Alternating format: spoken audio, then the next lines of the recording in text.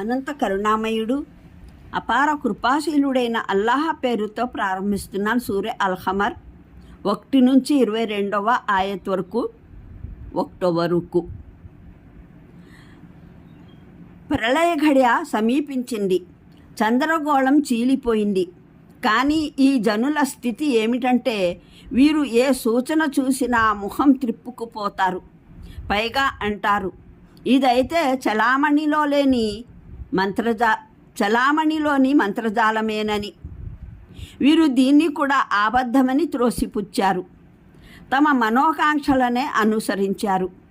ఏ వ్యవహారమైనా చివరికి ఒక ముగింపునకు చేరవలసే ఉంది. ఈ జనుల సమక్షంలో వెనుకటి జాతుల పరిస్థితుల సమాచారం వచ్చే ఉంది. అందులో తలబిరుసుతనాన్ని మానుకునేందుకు గుణపాఠం గరిపే విషయం పుష్కలంగా ఉంది.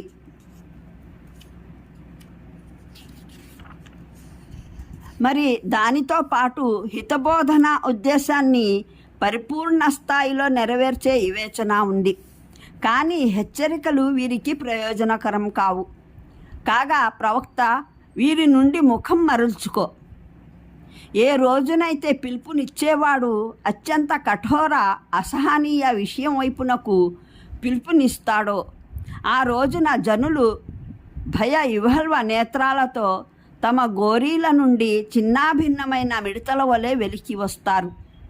పిలిచేవాని వైపునకు పరుగులు తీస్తూ పోతుంటారు. ప్రపంచంలో దీన్ని నిరాకరిస్తూ ఉన్న తిరస్కారులు అప్పుడు ఈ దినమైతే మహాకఠినమైంది అని అంటారు. వీరికి పూర్వం నూహు జాతి తిరస్కరించే ఉంది. వారు మా దాసుణ్ణి అబద్ధం చెప్పేవానిగా పరిగణించారు. ఇతను పిచ్చివాడు అని అన్నారు. అతన్ని మా చెడ్డగా విదిలించారు. చివరికి అతను తన ప్రభువుకు మొరపెట్టుకున్నాడు, నేను అన్యాక్రాంతమైపోయాను, ఇక నీవే వీరిపైన ప్రతీకారం తీర్చుకో అని. అప్పుడు మేము కుండపోత వానతో ఆకాశ ద్వారాలు తెరిచివేశాము, నేలను చీల్చి ఊటలుగా మార్చివేశాము. మరి ఈ నీరంతా విధి నిర్ణయమైపోయిన కార్యాన్ని నెరవేర్చడానికి సమ్మీలనమైపోయింది. నూహును మేము బల్లలు మేకుల వాహనం పైన ఎక్కించాము. అది మా పర్యవేక్షణలో నడిచేది. ఇది ఆ ప్రతిఫలం. నిరాదరణకు గురైన ఆ వ్యక్తి కొరకు ఆ ఓడను మేము ఒక సూచనగా చేసి వదిలిపెట్టాము. మరెవరైనా ఉన్నాడా? హితువు గ్రహించేవాడు. చూసుకోండి ఎలా ఉండేదో నా శిక్ష, మరెలా ఉండేవో నా హెచ్చరికలు. మేము ఈ ఖురాన్ని హితబోధనకు సులువైన మార్గంగా చేశాము. మరెవరైనా ఉన్నాడా? హితువు గ్రహించేవాడు. ఆ జాతి తిరస్కరించింది. కాగా చూసుకున్నారా నా యాతనా శిక్ష ఎలా ఉండిందో, నా హెచ్చరికలు ఎలాంటివో. ఒక నిరంతర దౌర్భాగ్యపు దినాన తీవ్ర తుఫాను గాలి వారి పైకి పంపించాము. అది జనుల్ని పైకి ఎత్తివేస్తూ విసురుతూ ఉండేది. వారు రేళ్లతో పెకిలించిన ఖర్జూరపు మ్రానులైనట్లు. కాగా చూసుకోండి ఎలా ఉండేదో నా శిక్ష, ఎలా ఉండేవో నా హెచ్చరికలు. మేము ఈ ఖురాన్ని హితబోధనకు సులువైన సాధనంగా చేసి పెట్టాము. మరి హితువు గ్రహించేవాడు ఎవడైనా ఉన్నారా?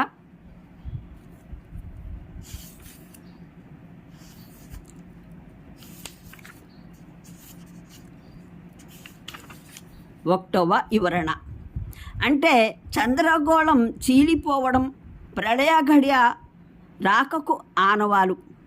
దాని రాకను గురించి మీకు సమాచారం అందజేయబడుతూ ఉండేది. ఇప్పుడు అది సమీపించింది. విశ్వ వ్యవస్థ అస్తగస్తమవడం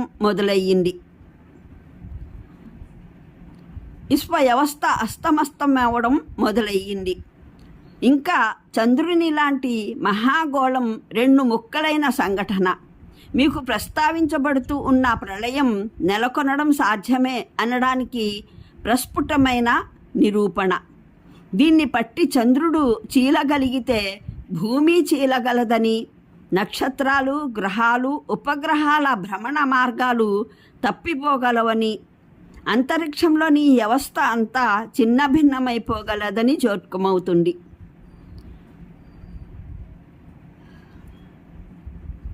ప్రళయం నెలకొనకపోవడానికి ఇందులో ఏది అనాది అయినది, అనంతం, సుస్థిరతం, శాశ్వతమైనది కాదు. కొందరు ఈ వాక్యానికి చంద్రమండలం చీలిపోతుంది అని అర్థం తీశారు. కానీ అరబ్బీ భాషను అనుసరించి ఈ అర్థం తీయడం సాధ్యమైన వచన పూర్వాపరాలు ఈ అర్థాన్ని స్వీకరించడానికి ససేమీరా అంగీకరించవు. ఒకటి, ఈ భావం గ్రహించడం వల్ల మొదటి వాక్యమే అర్ధరహితమైపోతుంది. చంద్రుడు ఈ వచనం అవతరించిన నాటికి చీలి ఉండకపోతే మున్ముందెన్నడో చీలబోయేదైతే దాన్ని ఆధారంగా ప్రళయఘడియ దగ్గర పడిందని అనడం పూర్తిగా అర్థరహితమైన విషయం. ఎప్పుడో భావిలో జరగబోయే ఒక సంఘటన అది దగ్గర పడిందనడానికి ఏ విధంగా సంకేతంగా నిర్ణయం అవ్వగలదు? ఇంకా దాన్ని నిరూపణగా, సాక్ష్యంగా చూపెట్టడం సహేతుకమైన వాదన ఎలా కాగలదు?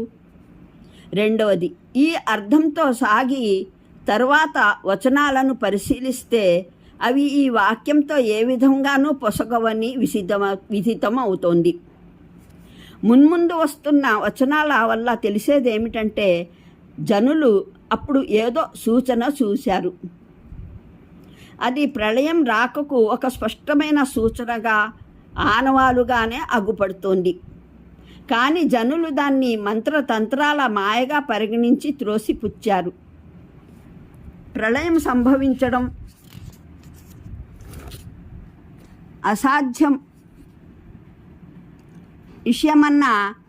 అసాధ్య విషయమన్న తమ అభిప్రాయం పైన స్థిరంగా నిలబడ్డారు. ఈ పూర్వాపరాలలో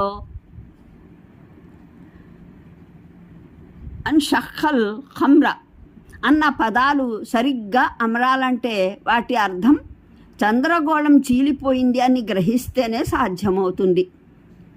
చంద్రుడు చీలిపోతాడు అన్న అర్థమే ఆ పదాలకు అన్వయిస్తే తరువాతి వాక్యాలన్నీ అసంబద్ధమైపోతాయి. వచనాక్రమంలో ఆ వాక్యాన్ని పెట్టి చూసుకుంటే తేలిపోతుంది. దానివల్ల అసలు వచనమంతా అర్ధరహితమైపోతుంది అని గమనించండి. ప్రళయ ఘడియ సమీపించింది, చంద్రగోళం చీలిపోతుంది. కానీ ఈ జనుల స్థితి ఏమిటంటే వీరు ఏ సూచన చూసినా ముఖం త్రిప్పుకుపోతారు. పైగా అంటారు, ఇదైతే చలామణిలో లేని ఇంద్రజాలమేనని. వీరు దీన్ని కూడా ఆబద్ధమని త్రోసిపుచ్చారు. తమ మనోకాంక్షలనే అనుసరించారు. కాగా ఇదొక వాస్తవం. చంద్రగోళం చీలిపోవడం అన్న సంఘటన ఖురాన్లోని స్పష్టమైన పదాలలో నిరూపితమై ఉంది. కేవలం హదీసు ఉల్లేఖనాలపైనే ఆధారపడి లేదు. అయితే ఈ ఉల్లేఖనాల వల్ల దాని వివరణలు ముందుకు వస్తాయి. అది ఎప్పుడు ఎలా సంభవించిందన్న విషయాలు తెలుస్తాయి. ఈ ఉల్లేఖనాలు బుఖారీ, ముస్లిం, తిర్మిజీ, అహ్మద్, అబూ ఉవానా, అబూ దావూద్ తయాలిసి, అబ్దుర్ రజాక్, ఇబ్ను జరీర్ బైహఖీ, తబరానీ, ఇబ్ను మర్దుయా, అబూ సువయిమ్ అస్ఫహానీ అనేక ప్రమాణాలతో